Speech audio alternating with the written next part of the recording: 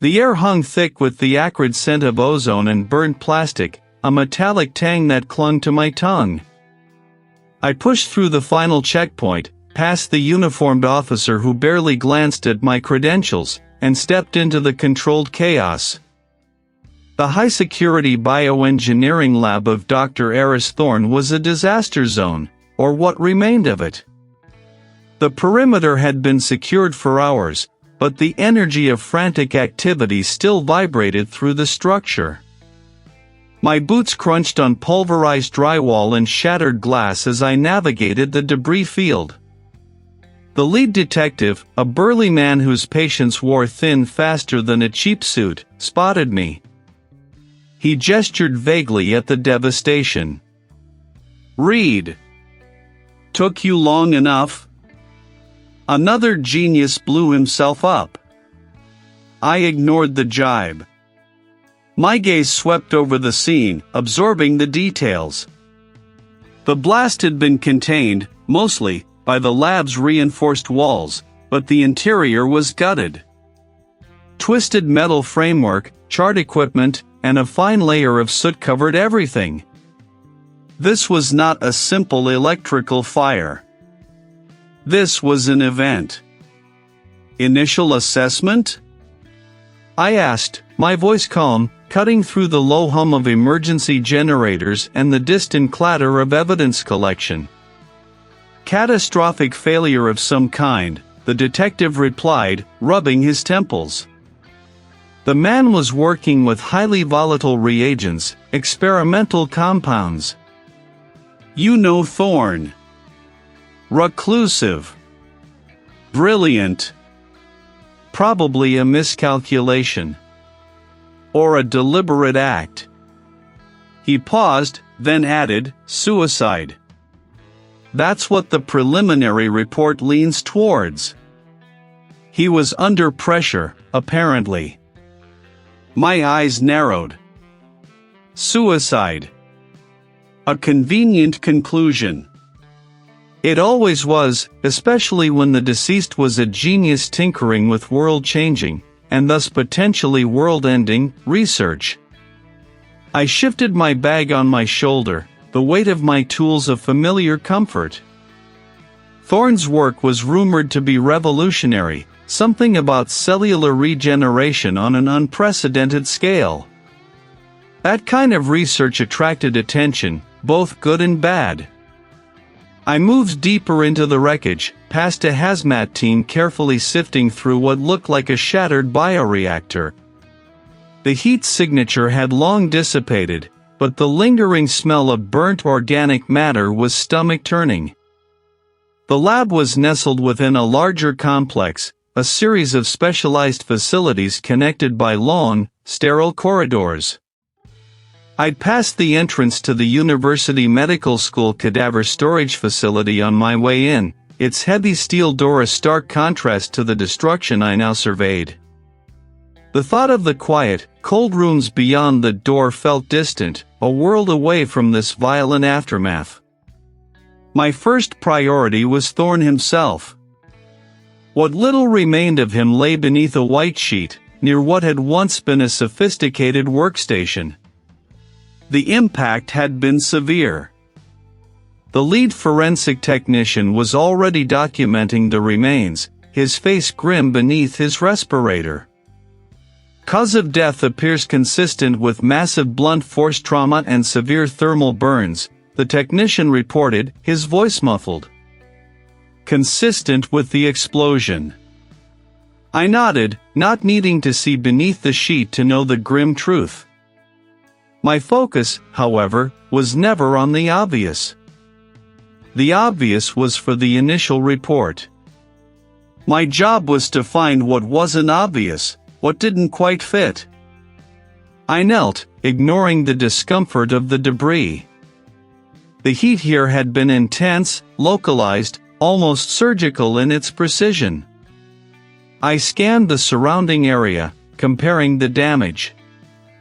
Most of the blast pattern suggested an outward expansion, a central point of origin. But here, near the workstation, the burn pattern was different.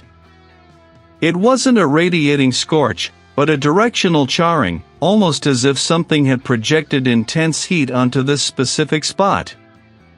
The melted plastic had flowed in a particular direction, not uniformly. This wasn't just residual heat from a massive blast, it was a distinct, secondary burn, or perhaps a primary one, from a different source entirely. My gaze drifted lower, to the floor directly beneath the control panel. Amidst the general pulverization of concrete, a small, almost imperceptible detail caught my eye. A faint, dark stain, no larger than my thumbnail. It wasn't soot. It wasn't blood. It had a peculiar, almost iridescent sheen under the beam of my penlight. It looked like a minute, crystalline residue, embedded in the micro-fissures of the concrete, shielded from the worst of the blast by the fallen panel. I leaned closer, my breath held. The lead detective was still barking orders to his team, convinced he had a suicide on his hands. The technician was focused on the remains, documenting the visible trauma. No one else seemed to notice. This stain, this microscopic trace, didn't fit the narrative of a simple, catastrophic accident. It was too precise, too distinct. It suggested a different kind of energy, a different kind of material, one that might not have been part of Thorne's known experimental setup. My gut tightened, a familiar clench that told me the detective's easy conclusion was wrong. This wasn't a tragic miscalculation, and it certainly wasn't a suicide. This was something far more deliberate, far more intricate. And I had a feeling it was just the first thread in a very tangled web. The acrid tang of burnt chemicals still clung to my nostrils, a phantom sensation that followed me even hours after leaving the charred remains of Thorne's lab. My mind, however, was no longer sifting through the debris of the explosion. It was replaying the subtle, almost imperceptible details I'd observed, the unusual scorch marks on the floor just beyond the main blast radius, the way the safety protocols seemed to have been not merely bypassed, but expertly dismantled. A lab accident, the initial assessment declared. A tragic miscalculation. But I'd learned long ago that tragedy often wore a convenient disguise. Here, death was clinical, prepared, stripped of its chaos. The air hummed with the low thrum of refrigeration units, carrying the faint, metallic scent of preservation fluids. Rows of stainless steel gurneys lined the vast room, each shrouded in white. Thorne's remains, now transferred and awaiting a more thorough examination, lay under the fluorescent glare in the central bay. The lead pathologist, a man whose hands were as precise as a watchmaker's tools, was already at work, his movements economical and practiced. He glanced up as I approached, his brow furrowed beneath his surgical cap. "Reed," he acknowledged, his voice a low rumble. "You were right to push for speed on this one. It's complicated." I pulled on a fresh pair of gloves, my gaze fixed on the body. What was left of Thorne was a testament to the destructive power unleashed in his lab. Yet, as the pathologist meticulously peeled back the layers of damage, the narrative of a simple accident began to fray. Initial reports cited blunt force trauma consistent with impact from debris, followed by thermal injuries, the pathologist explained, gesturing with a scalpel. And certainly, we see that. Extensive, in fact. But look here. He pointed to an area on Thorne's upper arm, near the shoulder, where the skin was seared. The underlying muscle damage didn't quite align with the surrounding thermal patterns. The burn depth here is uniform, almost surgical, as if from a localized, intense heat source applied directly, rather than a spreading conflagration. and the surrounding tissue shows atypical charring. Less a blast, more a direct application. My eyes narrowed. A direct application of what? That's what I'm trying to determine, he replied, his gaze sweeping over the intricate damage. The pattern isn't consistent with the volatile chemicals known to be in Thorne's lab, not in this isolated way. It suggests something else, something specific and contained. He paused, adjusting his loops. And then there's this. He moved to Thorne's left hand, carefully scraping at the blackened remains of the fingernails. Under the microscope, a tiny, glittering speck became visible. It wasn't metal, nor glass, nor any of the common particulate matter found in a high-tech laboratory. It was a crystalline fragment, almost iridescent, embedded deep within the epidermal layers. This is unusual, the pathologist murmured, his voice laced with professional curiosity. A silicate, perhaps, but unlike anything I've seen in a lab environment. The fracture pattern suggests a natural origin, something geological. And the color. A faint, almost imperceptible amethyst hue. I leaned closer, my breath held. A unique trace element. Non-lab related. My internal alarm bells, already ringing softly, now blared. This was it. The thread that led away from the obvious. Collect every particle, I instructed, my voice low but firm. I want a full analysis. The amethyst silicate, the anomalous burn pattern, these weren't footnotes to an accident report.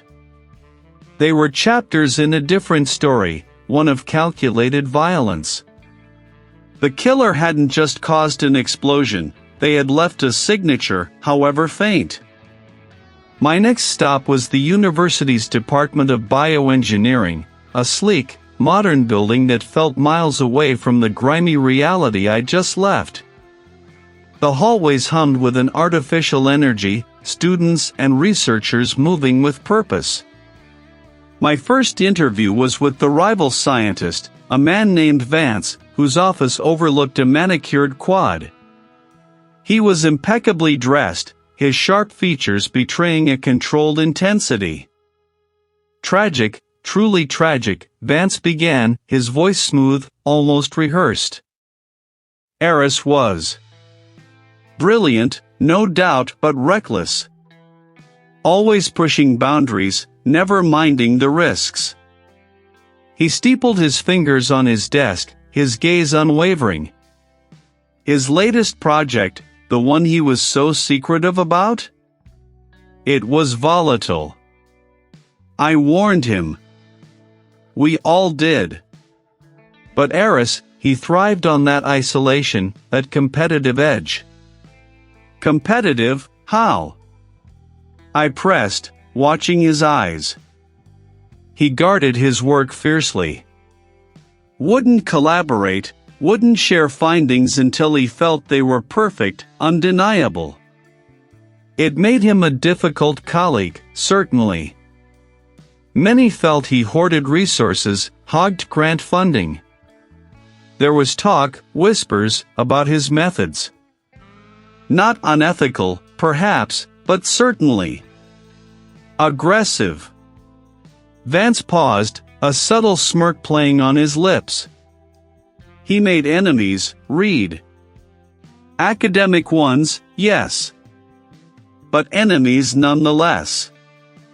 He didn't sound particularly mournful. If anything, there was a flicker of something akin to vindication in his eyes. My next interview was with the former research assistant, a young woman named Maya, whom I found packing boxes in a smaller, less prestigious office down the hall. He was visibly agitated, her movements jerky. Dr. Thorne was a tyrant, she blurted out, not waiting for my question. Her voice was tight with suppressed anger. He stole my ideas, my nights, my life.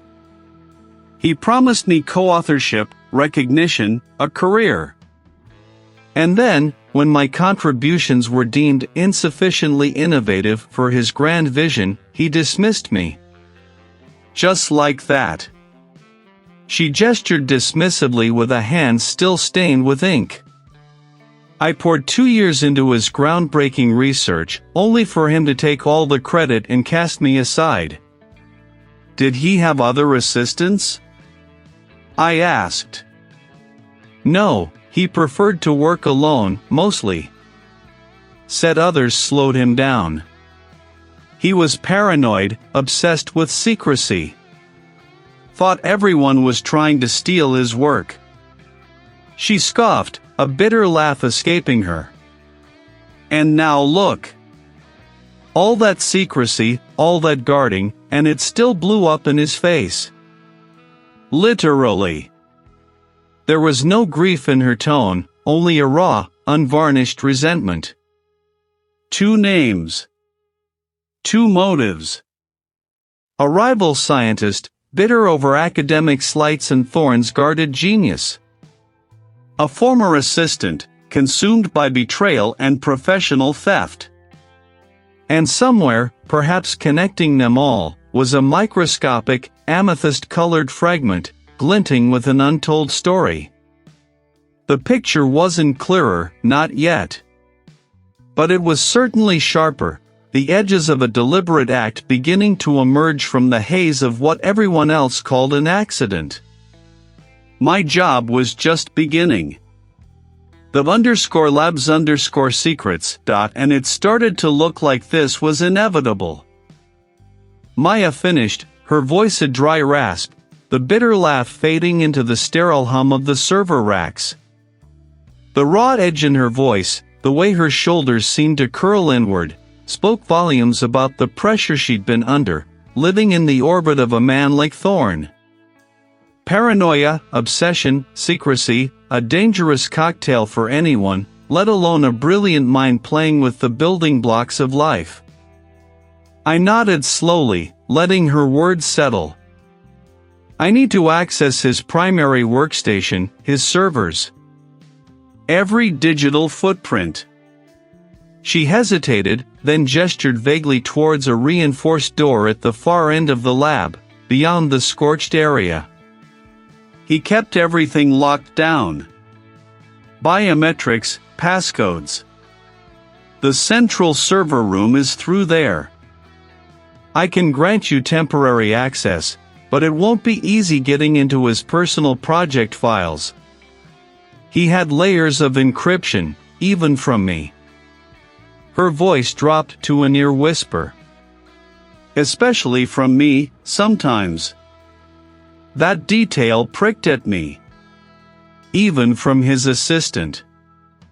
It painted a picture of Thorne not just as reclusive, but deeply distrustful. I'll need you to stay nearby, in case I hit a wall, I told her. She simply nodded, her eyes still distant. Rows of blinking lights cast an eerie glow on the polished floor. Thorne's primary workstation, a beast of a machine, sat isolated in a corner, connected to a dedicated array of drives. Using the credentials Maya provided, I bypassed the initial network security. The system hummed to life, a stark black desktop appearing, devoid of personal touches. No family photos, no whimsical backgrounds. Just a professional, almost clinical interface. I started with the system logs, the digital breadcrumbs of every action taken. My fingers flew across the keyboard, calling up access times, file modifications, network activity. Thorne's research, I knew, centered on advanced genetic sequencing. What I found confirmed the scope: project files tagged with cryptic names like Project Chimera and Genesis Protocol, hinting at manipulation on a fundamental level. There were references to gene editing, viral vectors, and cellular regeneration. The stakes were impossibly high. My eyes scanned a cascade of data. Thorne had been active, extremely active, right up until the incident. But as I dug deeper, a pattern began to emerge, subtle at first, then glaring. There were gaps. Odd timestamps. Files that had been accessed, modified, and then reverted to previous versions within minutes. Not by Thorne, according to the authenticated user logs. Someone else had been in his system. I drilled down into a specific project folder, cortex_synapse_07. The log showed a flurry of activity just hours before Thorne's death. Not just viewing, but editing. And then, an attempted wipe. A sophisticated one, designed to look like a system glitch or a corrupted sector. But the ghost files, the remnants of the original data, were still there, like faint echoes in the digital ether. My forensic tools, honed over years of sifting through digital debris, began to reconstruct them. This wasn't Thorne trying to hide something. This was someone else, trying to erase their tracks. And they were good. Very good. They understood the architecture of Thorne's system, knew where to look, what to delete, and how to make it disappear. This wasn't a random hacker. This was someone intimately familiar with Thorne's digital world. He was always so careful, Maya's voice startled me. He had silently approached, now standing just outside the server room door, her arms crossed, watching my screen. He'd encrypt his emails to me. Even the mundane ones. Someone was in his system, Maya, I stated, my voice low. Hours before the explosion. What files? Specifically, anything related to cortex_synapse_07 and a few others that seemed to be linked to it. I paused, turning to face her fully. Did he ever mention anyone else having access? A colleague, a research partner? She shook her head vigorously. No. Never. He was obsessed with proprietary control. He once had a falling out with a grants officer. Because they wanted more detailed access to his preliminary data. Said they were trying to pilfer his methodologies. She wrapped her arms tighter around herself. He started talking about ghosts in the machine a few weeks ago. Said he felt like he was being watched, that someone was siphoning off his bandwidth. Ghost files, I muttered, looking back at the screen, at the reconstructed data remnants. The irony wasn't lost on me. He wasn't paranoid, Maya. He was right. The reconstructed files slowly rendered on screen. They detailed experiments involving neural pathway regeneration, with a focus on specific brain regions. My eyes caught a particular internal reference code, a specific identifier for biological samples. It was a detail so specific, so mundane in its context, yet it felt like a cold stone dropping into my gut. Thorne wasn't just working with theoretical models, he was working with actual biological material, likely human. These protocols, I began, pointing to the screen, they detail sourcing from the university's cadaver storage. There was that common practice for his work? Maya looked at the screen, her face paling further. I don't know. He never discussed the specifics of his tissue samples with me.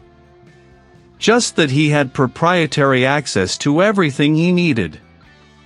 He was very secretive about that part.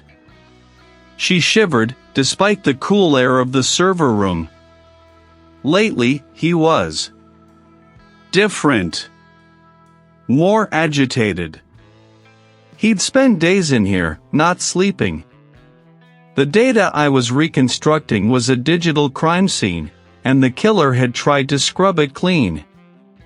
But like any good forensic investigator knew, even the most meticulous attempts at erasure always left traces. The phrase "final solution" still echoed in my mind, a cold, metallic taste on my tongue.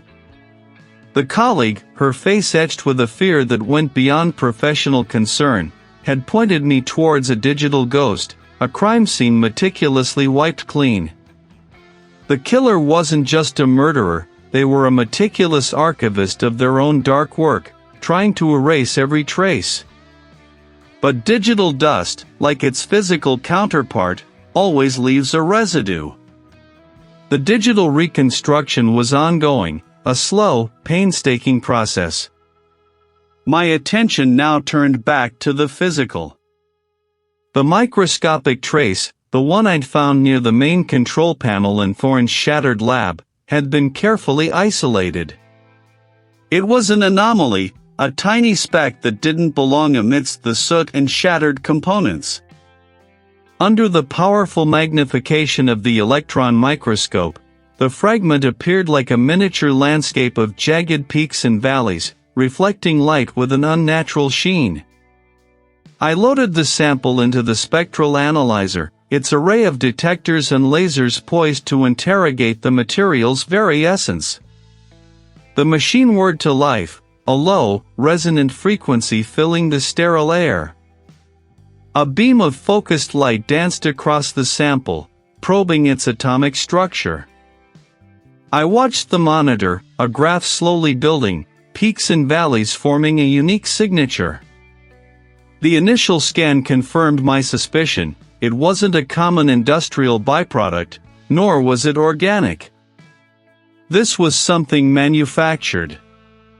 I cross-referenced the spectral signature against a global database of advanced materials, a vast repository of polymers, alloys, and composites used in everything from aerospace to specialized medical devices. The search churned, processing billions of data points. My breath hitched as a match began to coalesce. The screen flashed, highlighting a specific entry. A rare, synthetic polymer. Its properties were extraordinary: extreme temperature resistance, incredible tensile strength, and an unusual inertness to most solvents.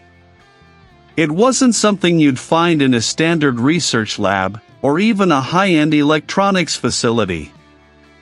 This material was reserved for highly specialized, high-end industrial applications, components in advanced robotics, extreme environment sensors, or even certain next-generation energy systems. The kind of material that demanded significant investment in its production and use. The database listed its primary manufacturer and a handful of exclusive distributors. One name leaped out at me: Omnicorp. A massive conglomerate, known for its aggressive R&D, its sprawling portfolio encompassing everything from pharmaceuticals to heavy machinery. They had been a significant financial backer of Thorne's research, pouring capital into his bioengineering projects. The initial suspects, the academic rivals, the disgruntled lab assistants, suddenly felt too small, too localized. This polymer, this tiny piece of evidence, pointed towards a much larger, much wealthier entity. My mind raced, connecting the dots.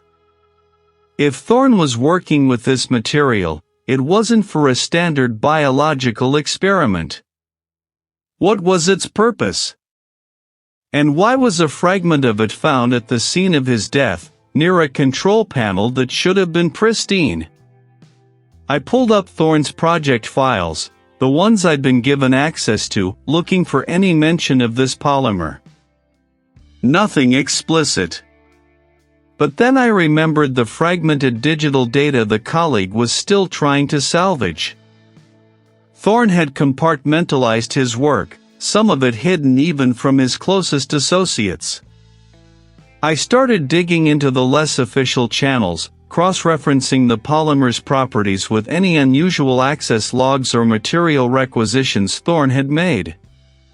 A faint trail emerged. My brow furrowed. Unless the polymer had a biological application, something Thorne was testing discreetly, away from prying eyes and corporate oversight. The thought sent a shiver down my spine. The inertness, the extreme resistance, could it be related to preservation, or even something more unsettling? I made the call to Omnicorp. The liaison, a man named Henderson, answered promptly, almost too promptly. His voice was smooth, practiced, an executive sheen that coated every syllable. We arranged a meeting for later that afternoon at their corporate headquarters. The Omnicorp building was a monolith of glass and steel, an unapologetic statement of power and wealth. Henderson met me in a sleek, minimalist conference room on the 30th floor. He was impeccably dressed, his smile a little too wide, his handshake a little too firm. "Investigator Reed," he began, gesturing to a chair. "We were deeply saddened by Dr. Thorne's tragic passing. A brilliant mind, truly. Omnicorp prides itself on fostering such talent."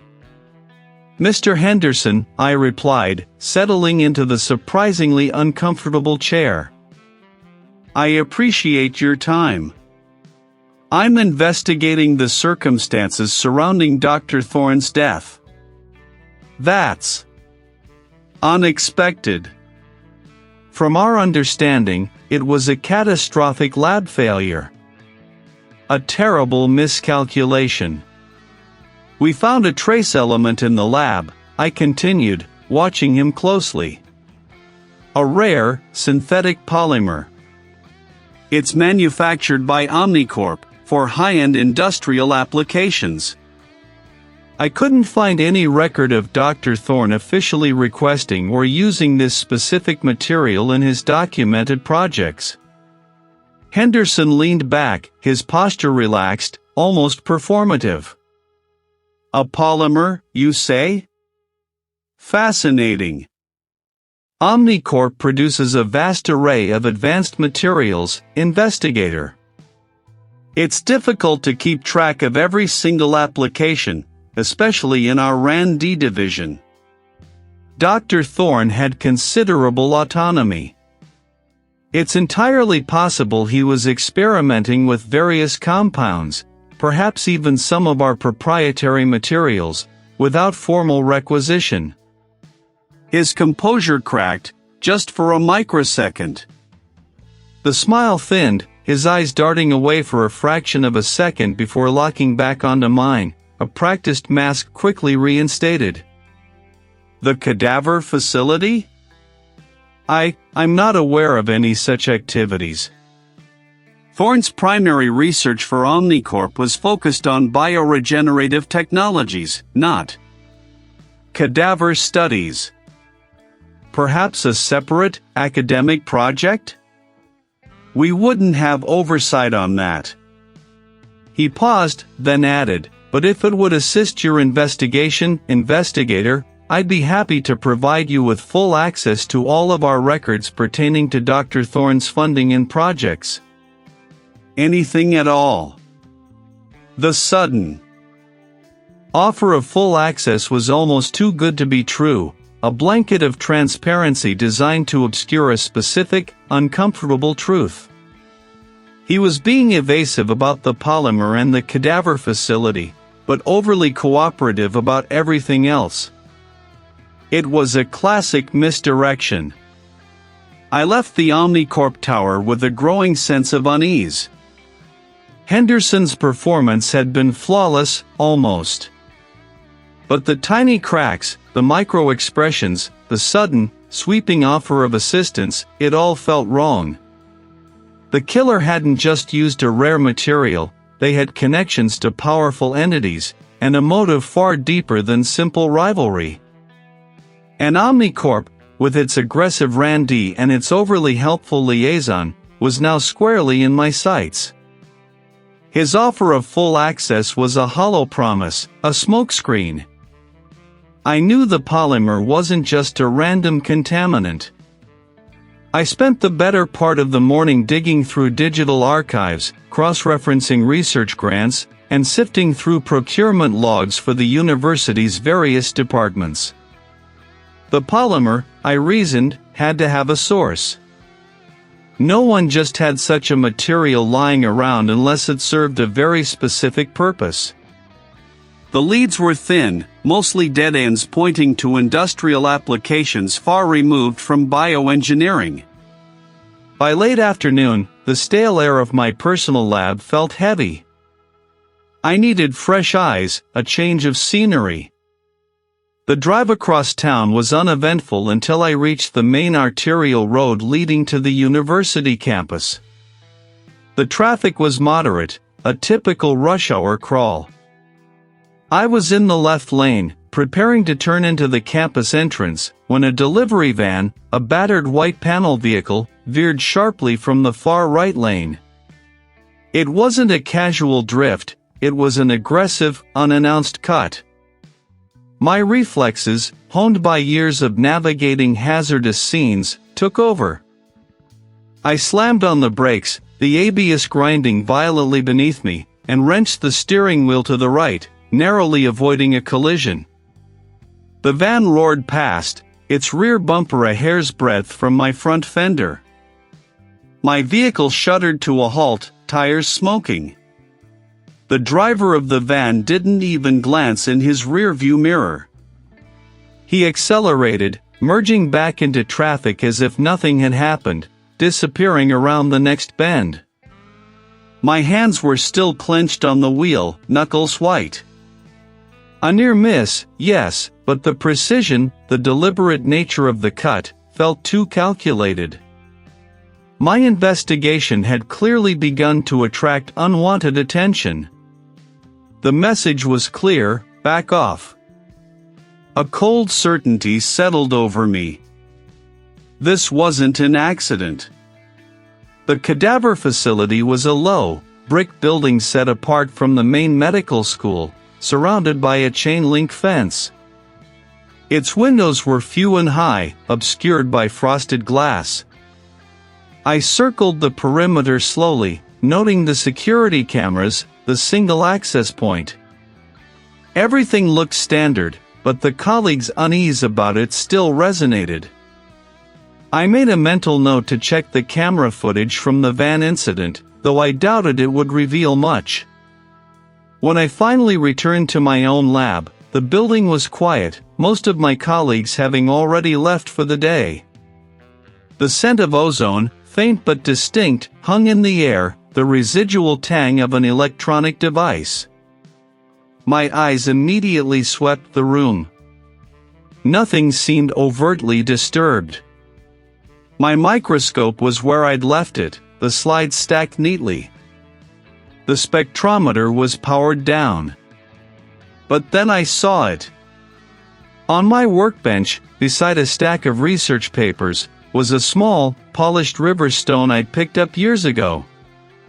It served no purpose other than to anchor a few loose notes. Now, it rested with its lighter, speckled side exposed. A minuscule detail, almost imperceptible.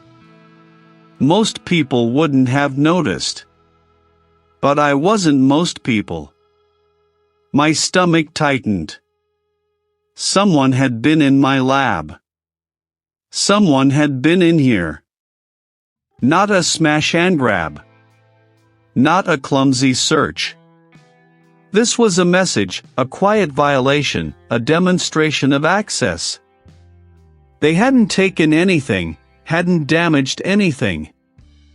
They had merely shifted a stone. The phone buzzed in my pocket, startling me. It was Maya.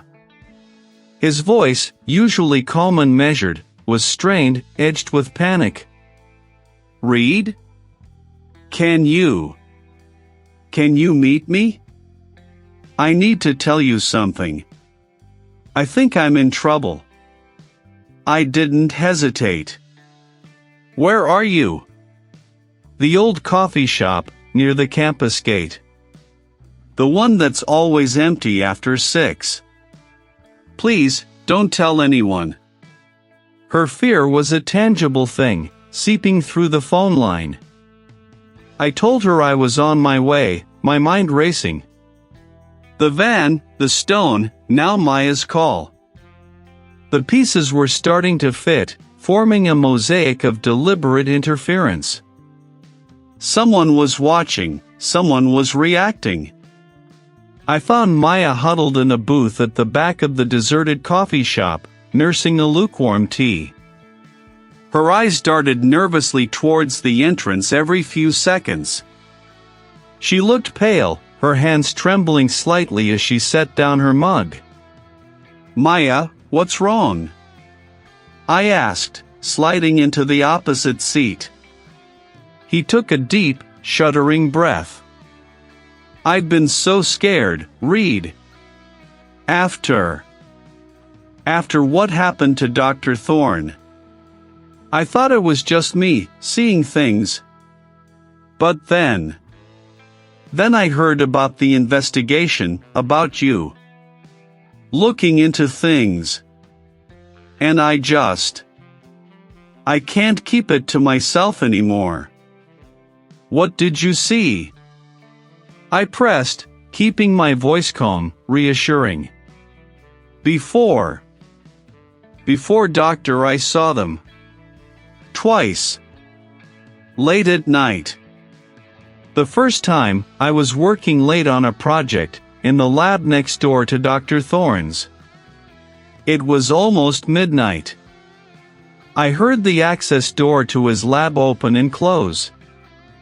I thought it was him, but then I remembered he'd left hours ago.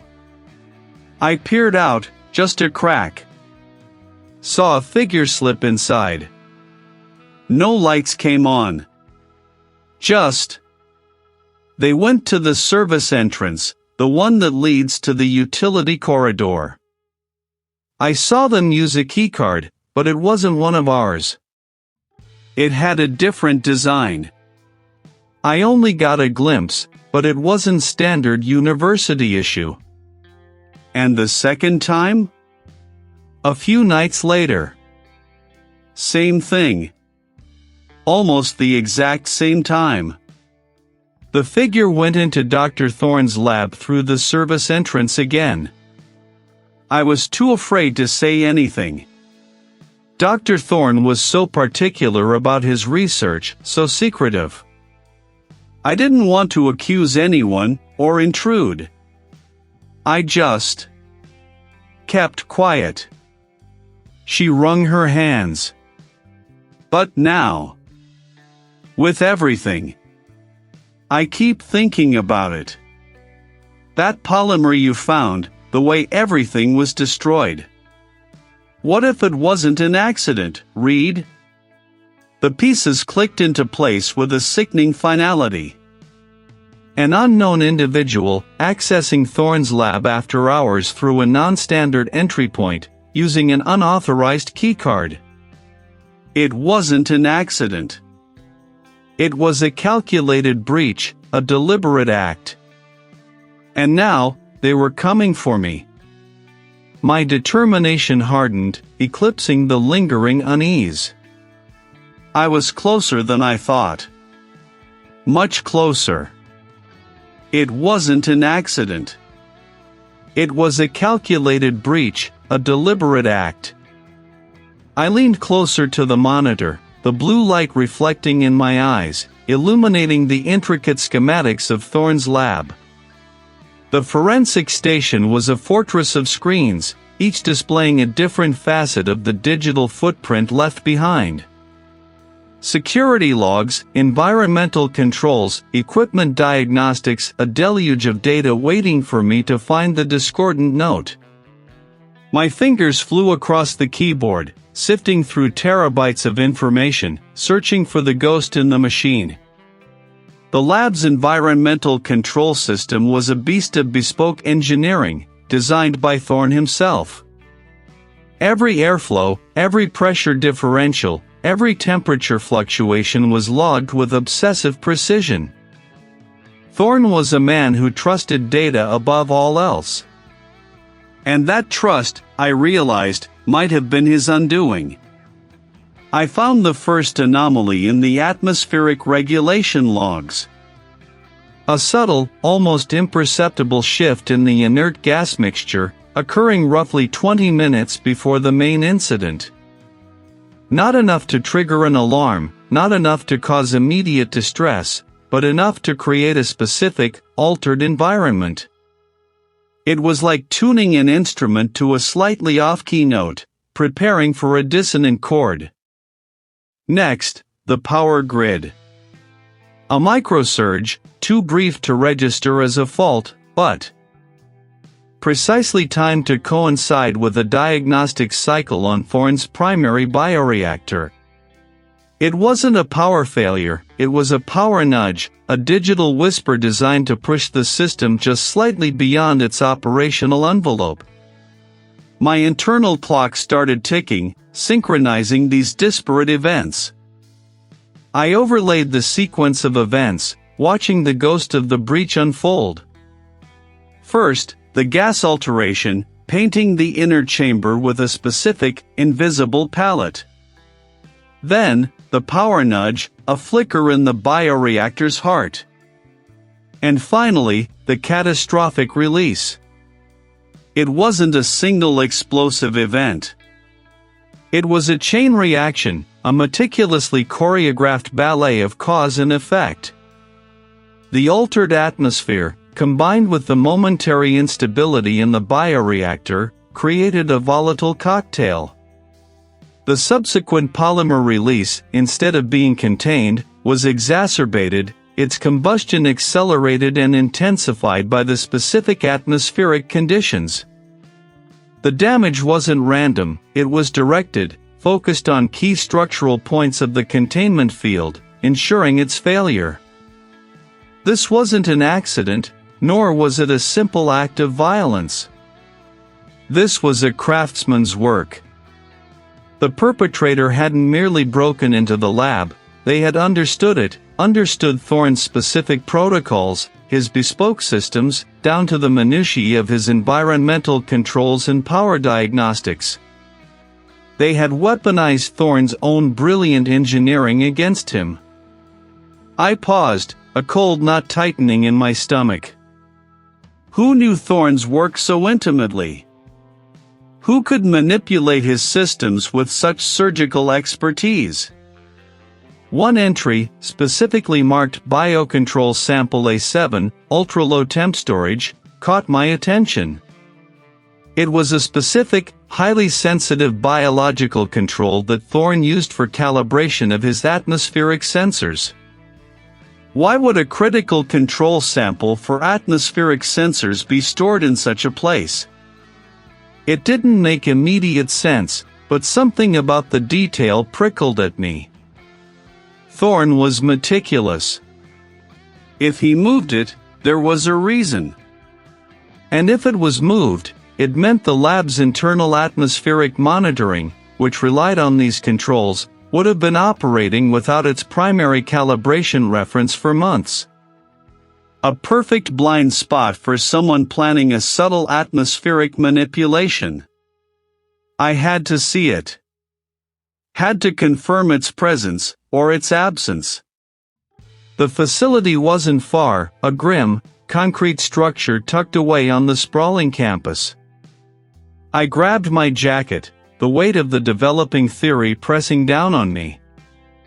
Alone, burly custodian, his face etched with years of indifference, checked my credentials with a grunt before gesturing vaguely down a dimly lit corridor. My breath plumed in the cold air. Rows of steel shelves stretched into the gloom, each holding shrouded forms. Thorne's biocontrol sample A7, according to the log, was housed in a specialized cryo unit in Section Delta. Section Delta. I located the specific cryo unit number. The unit hissed as I opened it. Inside, nestled in a reinforced container, was a small, cylindrical vial. A7. It was here.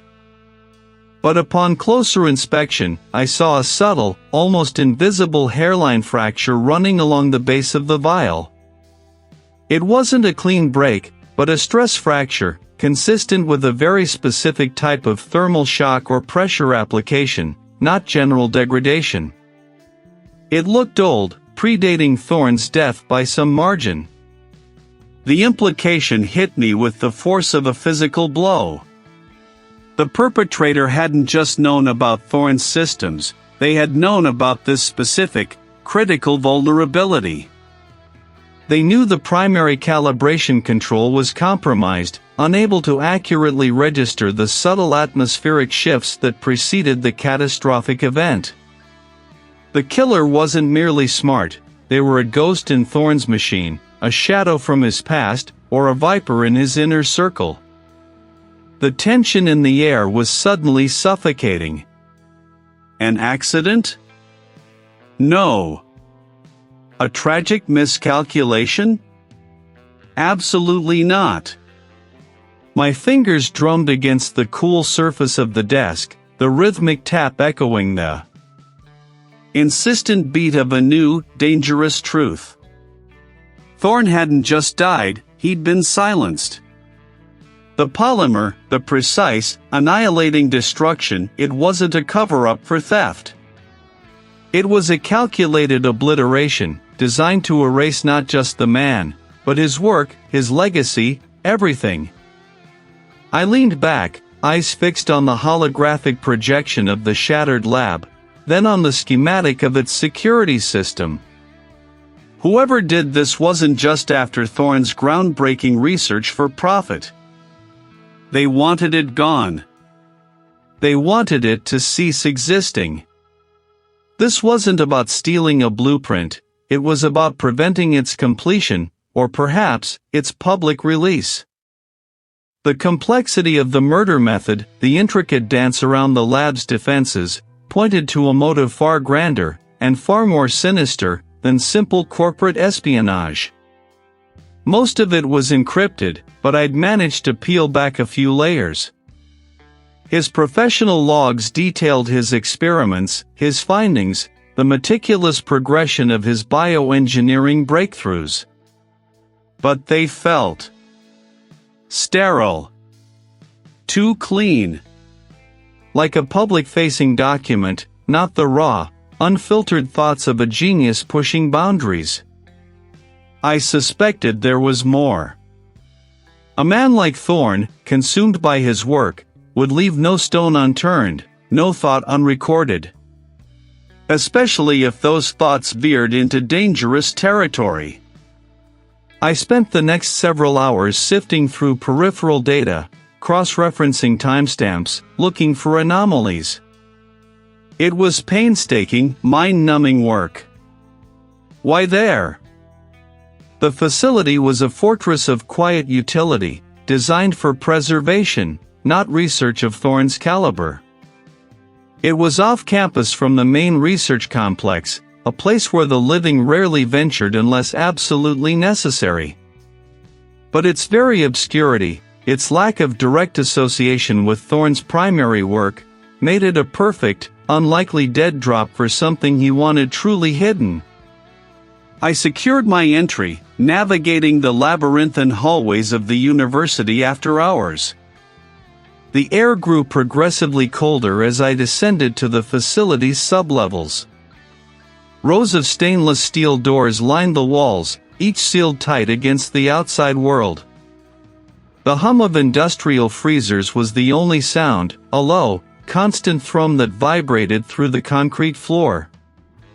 The coordinates Thorne had embedded led me to a maintenance locker, tucked away behind a seldom-used refrigeration unit. It was unremarkable, covered in a fine layer of dust, almost an afterthought. But the lock, a high-grade biometric scanner, was anything but. The small locker creaked open, revealing not cadaver parts or biosamples, but a single, ruggedized data drive. It was cool to the touch, heavy, and clearly designed to withstand extreme conditions. This was it. This was Thorne's true vault. Back in my own secure workspace, the drive connected, I faced another, more formidable layer of encryption. It was a puzzle box crafted by a brilliant, paranoid mind. Hours blurred. The scent of stale coffee filled the room. Finally, a cascade of green text scrolled across the screen.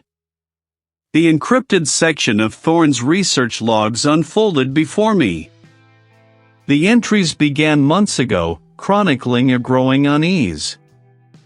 Thorne detailed his initial excitement over his discoveries, then a creeping horror as he realized their potential for weaponization. He wrote of clandestine meetings, of Omnicorp representatives pushing for accelerated development, subtly steering his research towards applications he found morally reprehensible. Then came the bombshell. Thorne hadn't just suspected Omnicorp, he'd actively investigated them. He'd uncovered evidence of their clandestine funding of a separate, far more dangerous project. A project not aimed at healing or advancement, but at control, at eradication.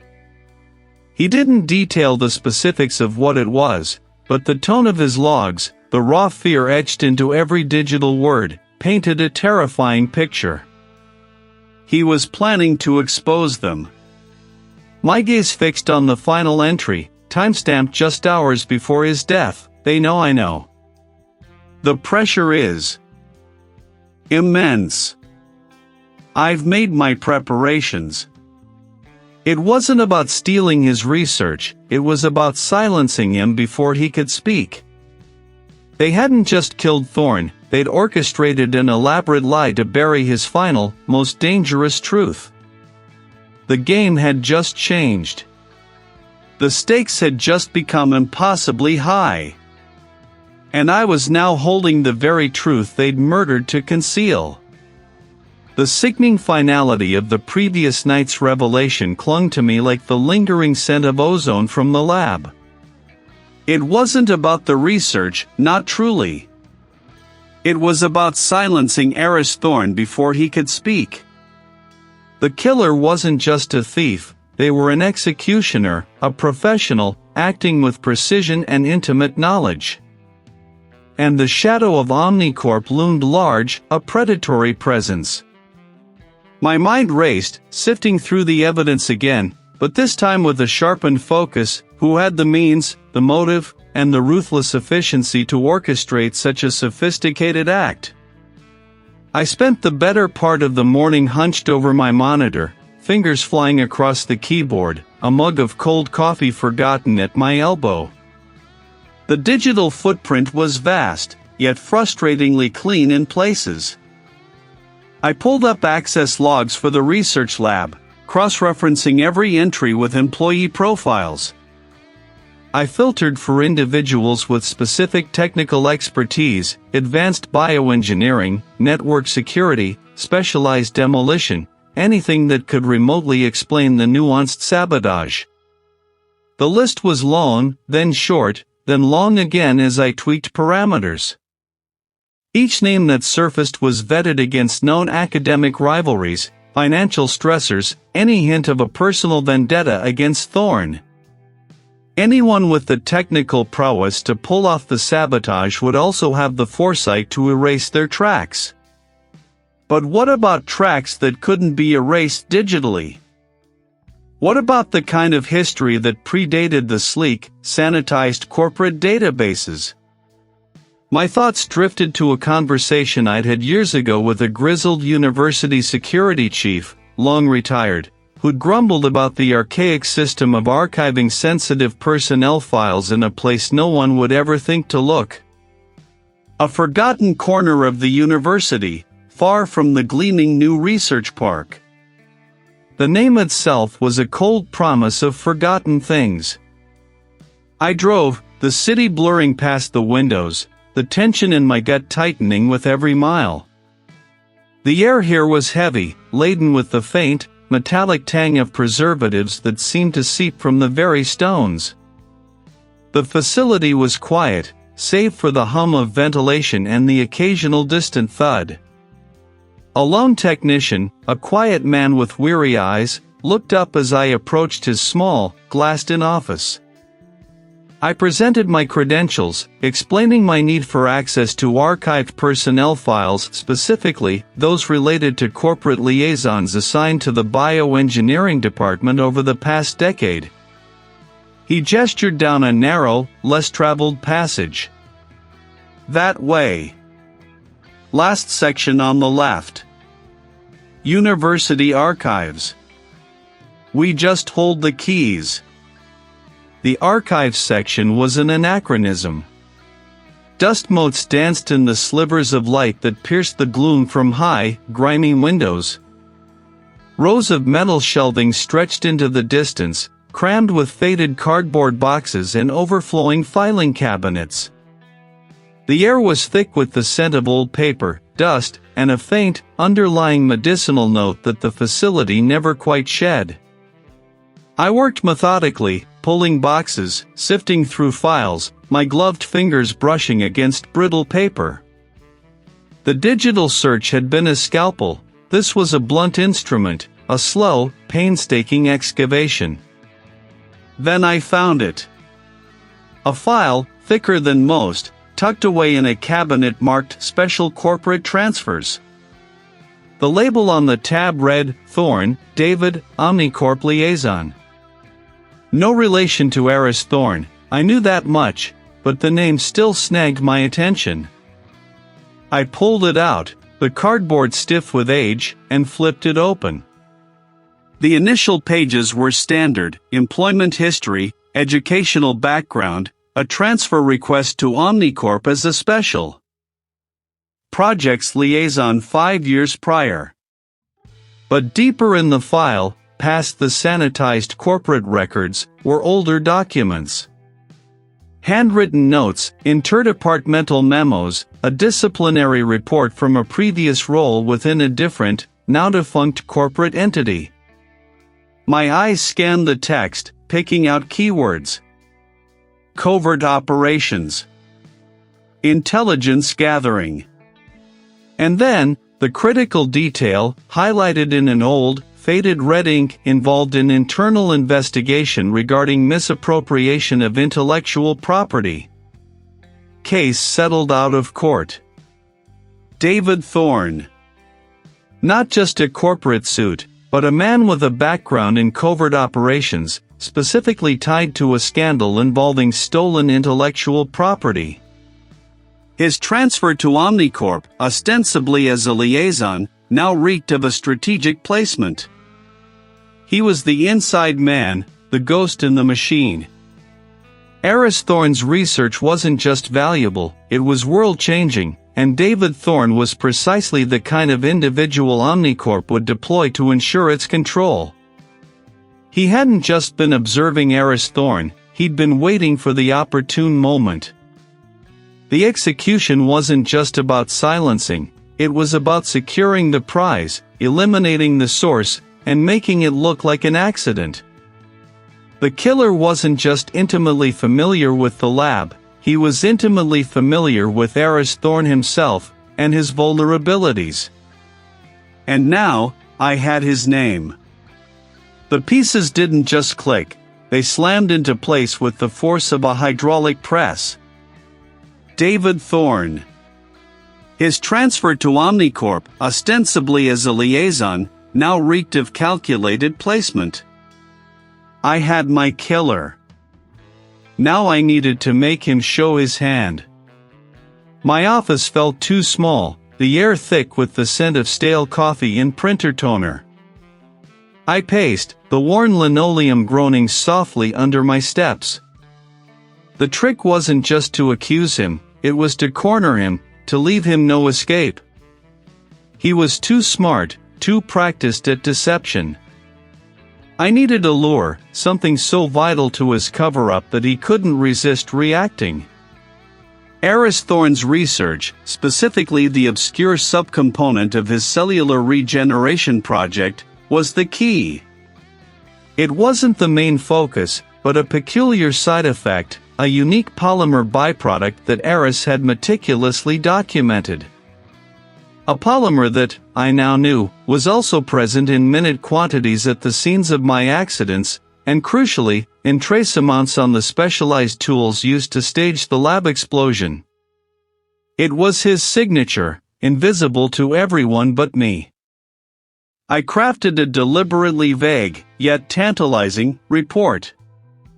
I emphasized its significant breakthrough in the stabilization of the anomalous polymer byproduct, hinting that its unique molecular structure was now fully understood and could lead to unforeseen applications. The report wasn't official. It was a carefully placed whisper, delivered to a junior analyst I knew had a tendency to gossip, especially when he thought he was privy to classified information. I watched the clock, a slow, relentless tick. It took less than 24 hours for the first ripple to reach me. A casual inquiry from a corporate security officer about my progress. Then, a subtle shift in the tenor of emails from Omnicorp, a new urgency in the requests for updates. David Thorne was listening. He was reacting. It was a cavernous space, perpetually chilled to a temperature that raised goosebumps on my arms, even through my jacket. The air hung heavy with the faint, metallic tang of preservatives, a smell that never quite left your clothes. Rows of stainless steel tables stretched into the dim distance, each draped with heavy, opaque sheets covering the silent forms beneath.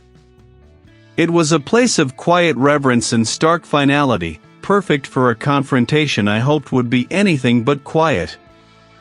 I had arranged for a late-night access, citing a need to re-examine certain tissue samples related to the anomalous polymer and its effects on cellular degradation, a plausible enough excuse given my feigned breakthrough. I left my equipment, a microscope, a UV lamp, a set of specialized tweezers. Conspicuously laid out on one of the tables, a beacon in the sterile expanse.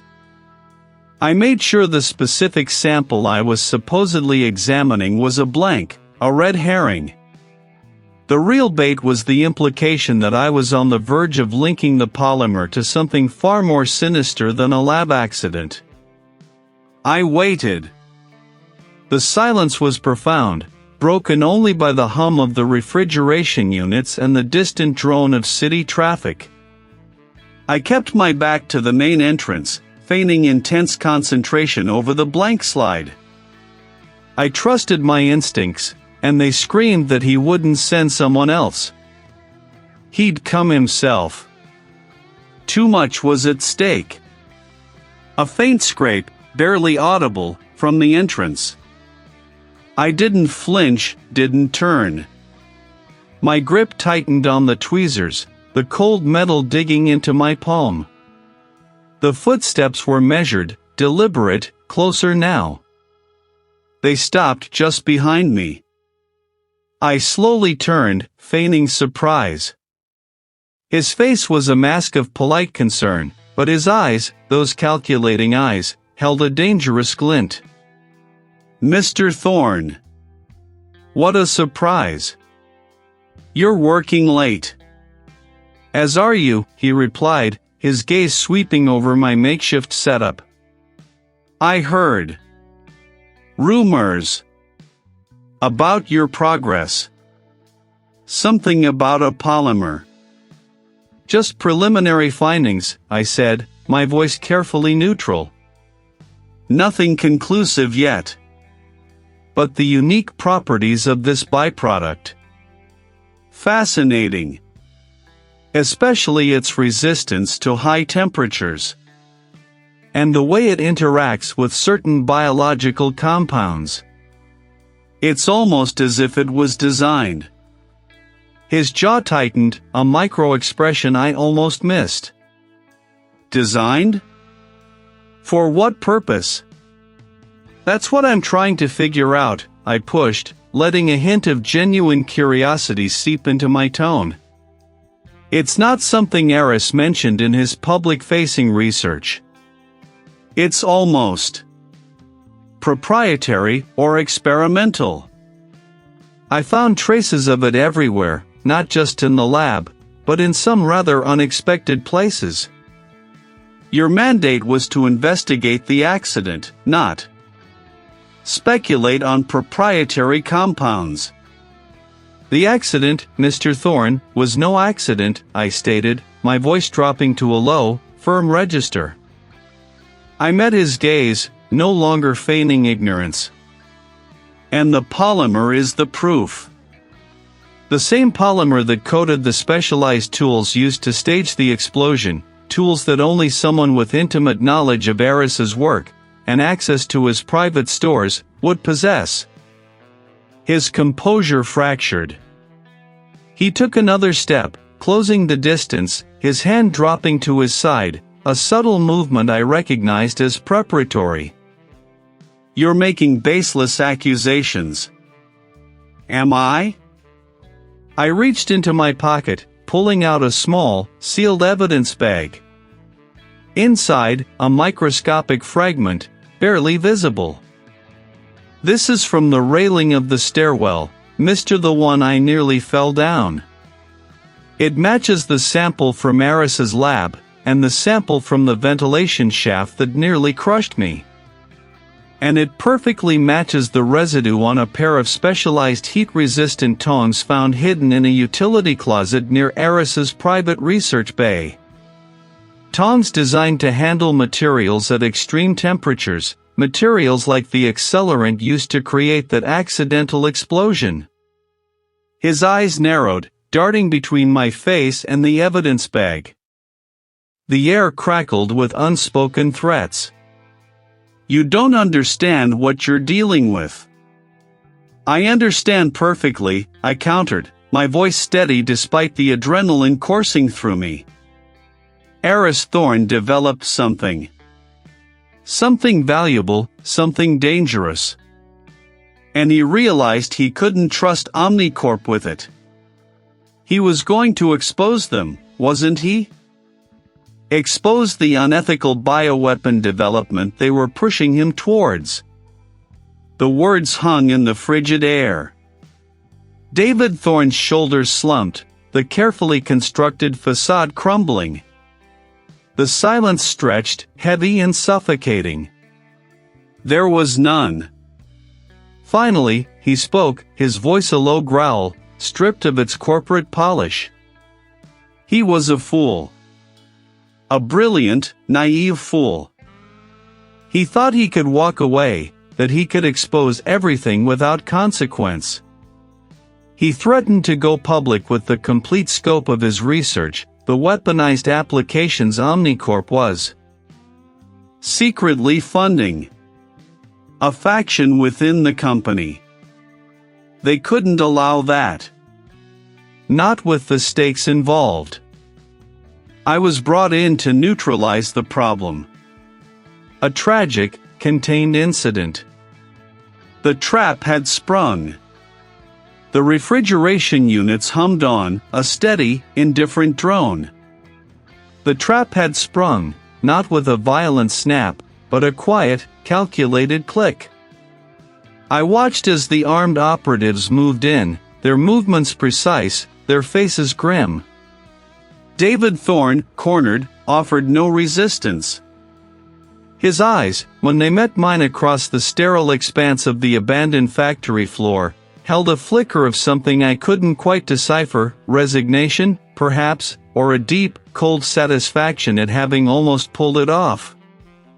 He was cuffed, his hands behind his back, the metallic glint catching the harsh overhead lights. A prosecutor, a stern woman in a dark suit who had been waiting in the observation van, nodded curtly at me from the factory entrance. The immediate pressure in my chest eased, but a new, heavier weight settled in. This wasn't the end, it was just the beginning of understanding the true scale of the devastation.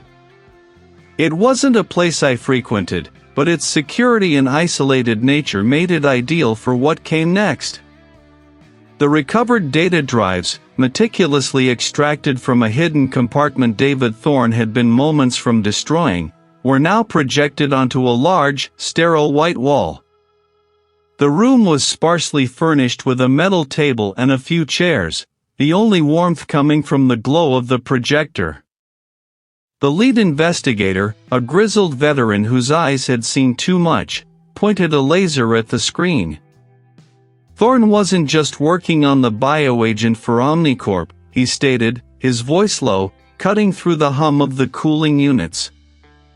He was also developing a counteragent.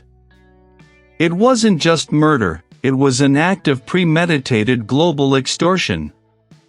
The sheer audacity of it was staggering. Aris Thorne's research, intended to revolutionize medicine, had been twisted into something monstrous. The prosecutor interjected, her voice sharp. The financial projections alone are unprecedented. Billions. Trillions, potentially. This wasn't about a competitor, this was about establishing absolute control over an entire sector, leveraging global health for unprecedented profit. My gaze drifted to the row of stainless steel doors lining one wall of the facility, each one a silent vault. The weight of human mortality, already palpable in this place, felt magnified by the implications of what we were seeing. This wasn't just corporate espionage, it was a conspiracy that reached into the highest echelons of Omnicorp, far beyond David Thorne. He was a cog, albeit a crucial one, in a much larger, more terrifying machine. Over the next few days, the initial arrests were swift and brutal.